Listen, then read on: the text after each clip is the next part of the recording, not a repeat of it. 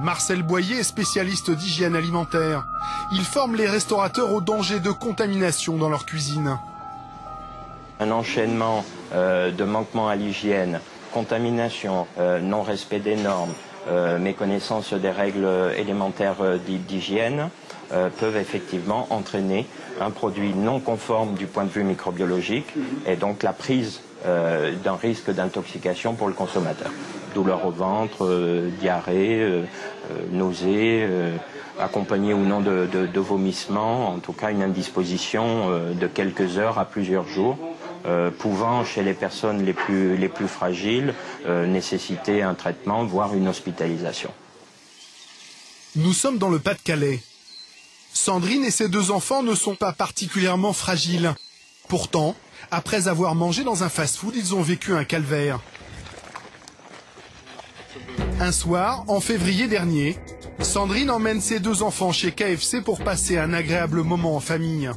Ils dînent sur place et avalent le même menu. Un sandwich à base de poulet frit et de galettes de pommes de terre.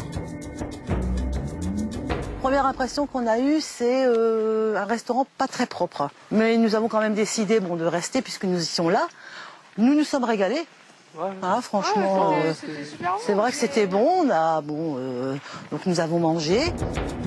Mais au milieu de la nuit, une forte nausée réveille Sandrine et ses 2 fils. Ça a commencé vers 2 h du matin. J'ai eu des maux de ventre, j'étais en vomissement, diarrhée, et tout ça. Donc pendant 3 jours, ça a continué. On a vomi 10-20 fois par jour, quoi. Et puis diarrhée. Je vous assure que 1 heure, 2 heures, ça va, mais quand ça dure 3 jours, il est temps que ça s'arrête, quoi. Déjà au bout de la première journée, c'était déjà dur. Je crois que KFC, pour eux deux, et comme pour moi, c'est niet. À peine remise, Sandrine raconte sa mésaventure sur Internet. Et très vite, elle reçoit en retour plusieurs messages. Une dizaine de personnes lui confient avoir été malades au même moment, après avoir mangé dans ce restaurant. Donc là, j'ai une dame qui nous donne son avis. Dès le lendemain, ma belle-sœur était malade. Vomissements, douleur au ventre et moi de gros boutons sur le visage. S'il y avait eu que nous, on aurait pu dire éventuellement oui, on était peut-être dans un jour où on n'a pas digéré. Mais là, autant de personnes déçues et malades, on se pose des questions. Donc, Sandrine contacte alors le service consommateur. Leur réponse ? Elle aurait mal supporté les épices. Une hypothèse qu'elle réfute. La famille a l'habitude de manger épicé. Que s'est-il passé dans ce restaurant pour que 10 personnes tombent malades en même temps ? Nous souhaitons interroger le directeur de l'établissement. Mais il nous interdit de filmer ses cuisines et selon lui, rien ne prouve que l'intoxication vient de ces produits. J'ai rencontré des gens qui s'étaient plaints d'avoir été malades plusieurs jours d'affilée. Vous êtes sûr que c'est ici? Ah oui, c'est ici. C'est sûr, je conserve 5 000 repas par semaine. Oui. Il y a des gens qui sont fragiles plus ou moins. J'ai pas 5 000 malades par semaine.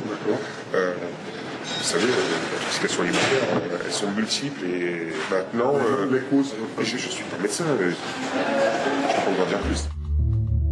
Nous n'aurons pas accès aux cuisines ni aux analyses effectuées suite aux réclamations des clients intoxiqués. Aucune preuve ici de pratiques condamnables. Michel a travaillé comme manager dans 3 autres KFC de la région. Dans chacun d'entre eux, il décrit le même système, la même obsession de la direction. Ne rien jeter, quitte à mettre en danger la santé du client. On laissait les huiles trop longtemps en cuisson, donc elles étaient noires. On pouvait cuire du poulet qui était vert en fait. Vert, ça veut dire quoi? Vert, c'est-à-dire pourri. C'est du poulet qui sent, c'est du poulet qui est, qui est impropre. Mais qui était quand même vendu. Et qui était quand même vendu, ouais. Toujours pour cette rentabilité. Limiter les pertes, ça fait partie du business. C'est-à-dire que des pertes, en fait, c'est du poulet qui ne va pas être vendu. Donc le chiffre d'affaires diminue. Et ça, la direction n'en veut pas. Dans un autre restaurant de la marque, une employée dénonce aussi des abus encouragés par la direction, qui vont encore plus loin. Si c'est vendu du jackpot. Voilà, justement. Le poulet périmé qui revendent, ça sent le pourri. Franchement, il faut le dire, ça, le poulet, il pue quoi. Il le cuisine, il le redonne au client. Voilà, après il y a des gens qui vomissent. Moi je sais qu'il y a une employée, elle a pris, elle a vomi quoi. Il y a personne, il n'y en a aucun qui sont venus soucier quoi. Sans fout. La salade qu'elle a depuis hier, le matin ils vont la retimer. Comment ils font pour retimer? Pour retimer, ben, dans les étiquettes, retime le produit. Facile. Ah ouais, c'est bon, ça finit aujourd'hui, ou ah, t'inquiète pas, c'est bon, c'est encore bon, t'inquiète pas. T'as l'impression qu'il n'y a que l'argent qui compte, il n'y a que l'argent, le profit, il n'y a que ça qui compte. Nous avons découvert que ce type de pratique peut exister dans d'autres chaînes de fast-food. Karina a travaillé pendant 2 ans dans un restaurant McDonald's parisien. Selon elle, falsifier les étiquettes de produits périmés était monnaie courante dans son restaurant. Ça arrivait souvent. Ah oui, régulière, c'est tout le temps, c'est pratiquement tout le temps. C'était le quotidien en fait, on recyclait tout le temps. Donc ils nous ont dit d'enlever l'étiquette, comme ça. Et ensuite, avec une étiqueteuse, il fallait remettre une nouvelle étiquette. Il fallait changer l'air, il fallait changer la date, il fallait rajouter 8 heures en fait. Et pour faire passer la salade comme fraîche, on recycle le produit au lieu de le jeter.